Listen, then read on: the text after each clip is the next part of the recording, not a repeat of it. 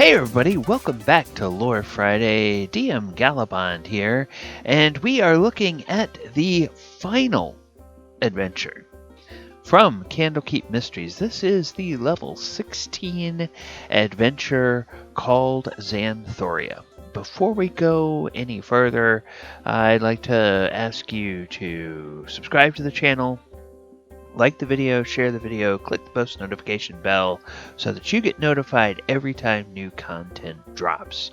And now let's go ahead and let's take an in-depth look at this particular adventure. Now, Xanthoria, like we said, is for tier 3 party, a party of level 16 adventurers.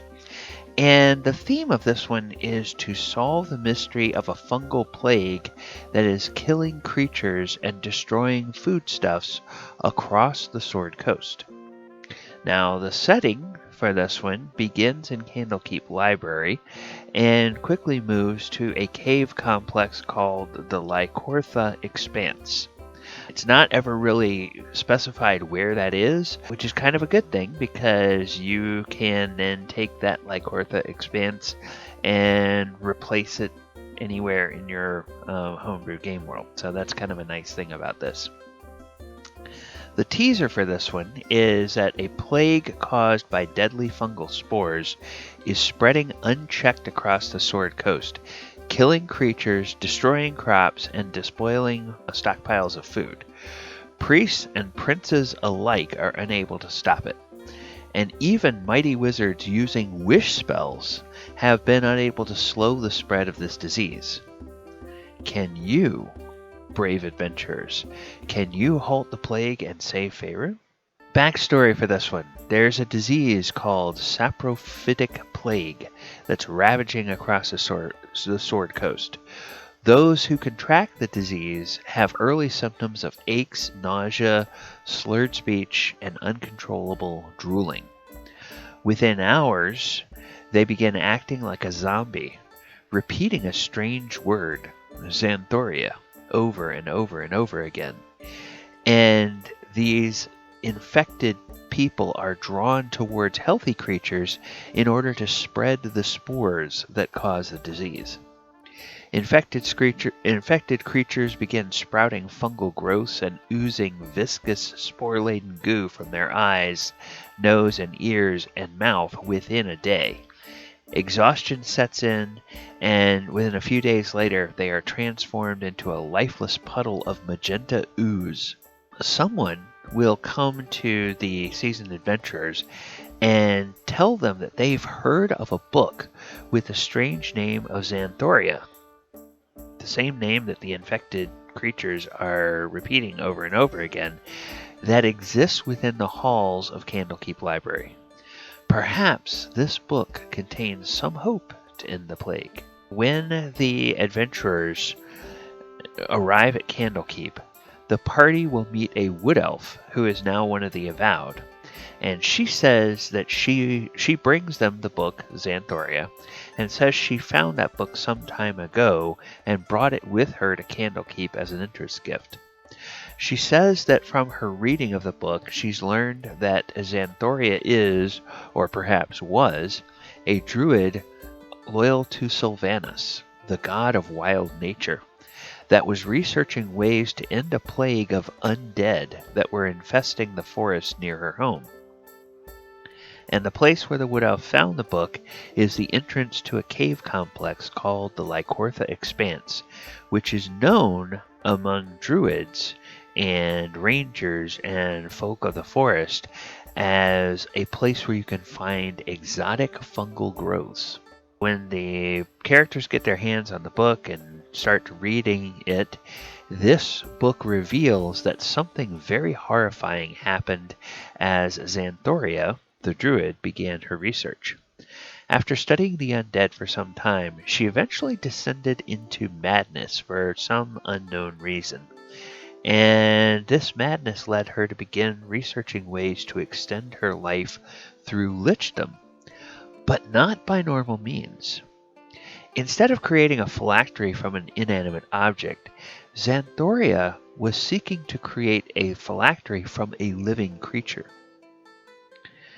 Okay, there's also references to the number 222, someone called the Lichen Lady, and two very strange names, Mycorgi and Shadakla.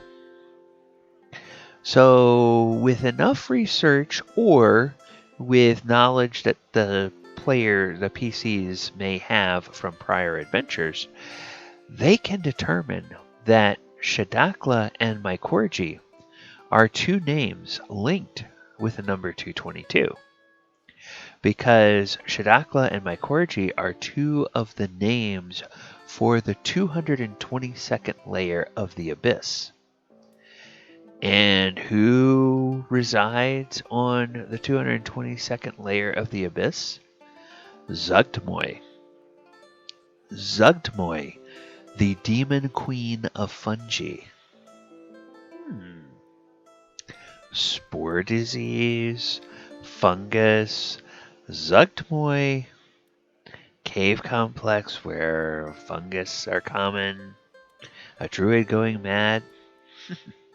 You see where this is leading? Then the PCs have to travel to the Lycortha Expanse, and there they discover that the cave complex has become something of a living extension of the horrifying palace of Zuggtmoy from the Abyss.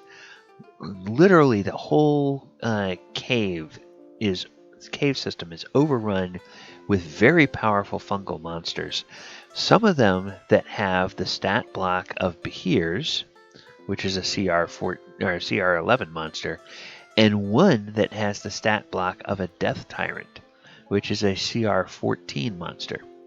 So the PCs will also meet a bewildered and emotionally fragile sprite, which is a tiny fey creature that looks healthy but bears the mental scars of being a victim of torturous experimentation.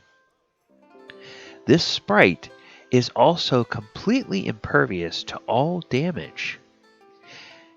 And it's because, in fact, this sprite is the living phylactery of a brand new D&D creature introduced in this adventure called the Lichen Lich. And this is, in fact, as terrifying as it sounds. It's a lich that was a druid before it passed into undeath, and this lich is empowered by Zuggtmoy's fungal corruption. So just imagine that for a few minutes. As bad as a lich and a fungus monster would be, put them together and mash them all up. Boom. Haha. We have a Lichen Lich. The party must fight and explore and delve their way deep into the Lycortha Expanse until they finally encounter Xanthoria in her fungal lich form and defeat her. But that doesn't end the problems. Now they have to deal with an immortal fey creature that is the living phylactery of the lich. If they can't convince this sprite to sacrifice her own life and thus destroy the phylactery of the lich, then within a few days, Xanthoria the lich will just regenerate, and the plague will continue spreading across all of Faerun and perhaps beyond. So, because the sprite is a fae and is immortal and is impervious to damage, the only way the party can get her to be destroyed is to convince her to sacrifice herself. Very, very, very difficult sort of accomplishment there. Worthy of kind of the capstone adventure of a series of adventures like this. So the most common enemies you're going to find as you're going through this are spore-infested monsters of all kinds. The very toughest encounter you're going to find is the final boss fight, which includes the Lichen Lich, which is a CR18 monster, a fungal rotted treant, which is a CR9 monster, a Nelfalshni, which is a CR13 demon sent to aid the Lich by Zugtmoy, and 4 Will-o'-the-Wisps, who are CR2 monsters. So yeah, lots of enemies, and all of them very, very difficult to fight.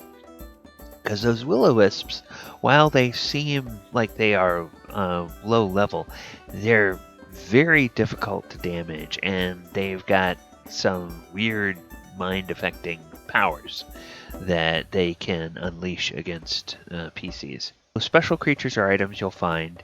The Lichen Lich that Xanthoria has become is a new creature for D&D 5th edition, and I believe it's new to D&D altogether. Now, there's been so many monsters across so many editions, and even though I've been doing Monster Monday for probably 2 years now, I would not swear to know every single monster that's been in every edition of the game. It might be new, but it might not be new.